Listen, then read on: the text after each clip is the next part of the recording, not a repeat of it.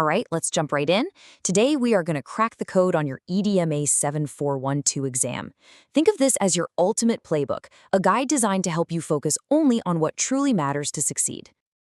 So, does this look familiar? You're staring at this massive curriculum, you've got piles and piles of notes, and that clock is just ticking down, and you're thinking, where do I even begin with all this? Yeah, we've all been there.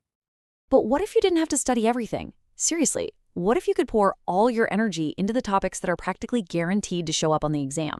Well, guess what? That is exactly what we're going to do today.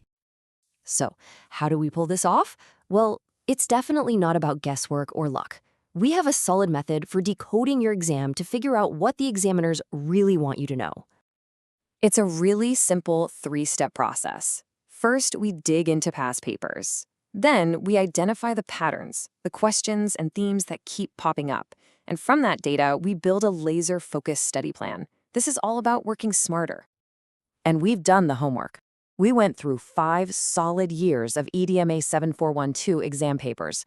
And let me tell you, the patterns we found are just undeniable. They're the foundation for everything we're about to cover. Okay, and now for the main event. Let's get into the highest yield topics. These are the ones that give you the biggest bang for your buck, study-wise. This is what the data tells us you absolutely have to know. And here they are. Applying leadership styles is the absolute heavyweight, showing up constantly in those big, high-mark questions. Right behind that, you've got differentiating leadership versus management and accountability versus quality assurance. Seriously, if you master these 3, you are already way ahead of the curve. First up, this classic question. I mean, look at this. This exact phrasing, asking you to differentiate between leadership and management, popped up in 2021, 2022, and 2023. This isn't a maybe, people. This is a clear pattern. And this slide, this is your secret weapon for that question. Management is all about systems, planning, and organizing. It's about efficiency or, doing things right. Leadership, on the other hand, is about people, vision, and inspiration. It's about effectiveness, doing the right things. That distinction is everything. Now, the second topic is probably the most important one. It's this 30-mark monster of a question. It's really the heart of the exam. Year after year, they give you a scenario about a school and ask you to apply leadership styles to solve real problems. Nailing this format is absolutely non-negotiable for a top grade. So, which styles do you need in your toolbox? Well, based on the course material, these 5 are your go-tos. You've got strategic for long-term vision, instructional for improving teaching, cultural for shaping the school's vibe, executive for management stuff, and organizational for building good systems. The key is knowing not just what they are, but when to use each one.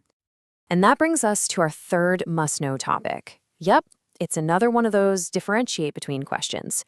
This time, it's accountability versus quality assurance. And again, you can see from the past papers, this is a concept they really, really want you to get. The difference here is simple, but so critical. Accountability is all about the end result, being responsible for the outcome. Quality assurance, on the other hand, is about the process, the systems you create to make sure you get good results in the first place.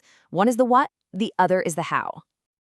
Okay, so knowing the topics is half the battle, for sure. But now we gotta look at how these questions are actually worded, because that's just as important. Honestly, it almost always boils down to 2 key command words. When they say differentiate, they want you to show the differences, point by point. But when you see critically discuss, that's when you have to go deeper. You need to analyze, evaluate, and build a strong argument using both theory and real-world examples. Right, let's put this all together. How do you actually build a top-tier answer for that massive 30-mark application question? So here's a pretty typical scenario we've cooked up, based on past papers. You see the clear problems, right? Demotivation and discipline. And the task is to use a leadership style to fix it. And here is your 4-step framework. It's a lifesaver. 1, state the problem from the case. 2, pick the best leadership style for the job. 3, explain the theory behind that style. And 4, this is the most important part, apply it with concrete, practical examples from a school setting. And this is what that looks like in action. You see the challenge on the left, teacher demotivation. Okay, so we propose cultural leadership. And what's the practical application? Things like wellness programs or celebrating successes. Then, poor discipline. For that, Instructional leadership is a great fit, and you can apply it with teacher coaching. This is how you show you can actually think like a leader. So, what's the final game plan? Let's boil everything we've talked about down into one simple, powerful checklist for you. This is it. This is your study guide on one slide. Master those key differences. Know your leadership styles inside and out for the big application questions. Practice that 4-step framework until it's second nature. And most of all, always, always connect theory to practical examples. So there you have it. You've got the blueprint now. You know what's coming, you know how to prep for it, and you know how to answer it.